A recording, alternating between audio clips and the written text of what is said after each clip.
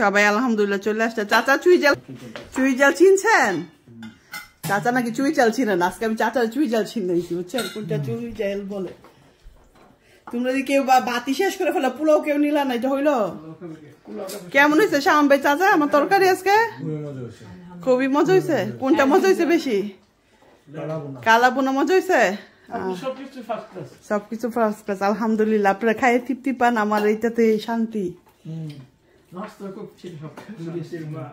সারাদিন রান্না বান্না করার পর বিকেলে নাস্তা রেডি করে ফেলাম গেস্টদের জন্য। তো এখানে কাপ অফ টি, এখানে হলো ম্যাঙ্গো একটা ডিজার্ট বানিয়েছি। ম্যাঙ্গোটা দেখা যাচ্ছে না কারণ ম্যাঙ্গোটা সাদা নিচে চলে গেছে সব ম্যাঙ্গো। এটা হলো ওরিও কেক, ঈদ মোবারক। আমার বাচ্চারা সুন্দর করে ডেকোরেশন করেছে। এখানে আমি মেলন স্ট্রবেরি ফ্রুটের একটা রেখেছি কারণ একটু ফ্রুট থাকলে ভালো হবে, স্ট্রবেরি। অ্যান্ড এটা হলো জর্দার সেমাই। তো বাচ্চা মেহমানদের জন্য বিকেলের নাস্তাটা রেডি করে ফেললাম। আর হলো ঝাল জাতীয় খাবার থাকবে, চটপটি আর স্পাগেটি।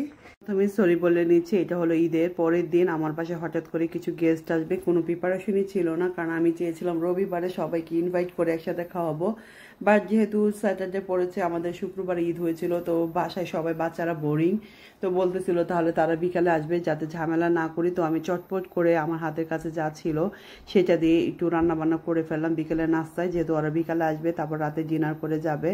রাতের ডিনারে আমি সিম্পল কিছু খাবার রেখেছি কারণ ঈদের পর এত খাওয়া দাওয়া হয়েছে যা বলার বাইরে।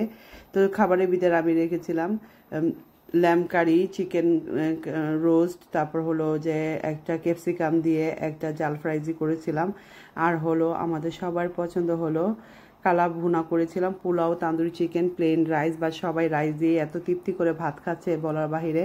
বলতেছে যে গতকালকে থেকে তারা পোলাও রোস্ট খাচ্ছে, কেউ রোস্ট আর পোলাও ধরেনি। বা আমার কালা ভুনাটা নাকি খুবই মজা হয়েছে, ঝটপট করে আমি বানিয়ে ফেলেছিলাম ইনস্ট্যান্ট। আপনাদের সাথে রেসিপিটা শেয়ার করব নেক্সট ব্লগে, হয়তো আপনারা দেখতে পারবেন কিভাবে ঝটপট করে কালা ভুনা করা যায়।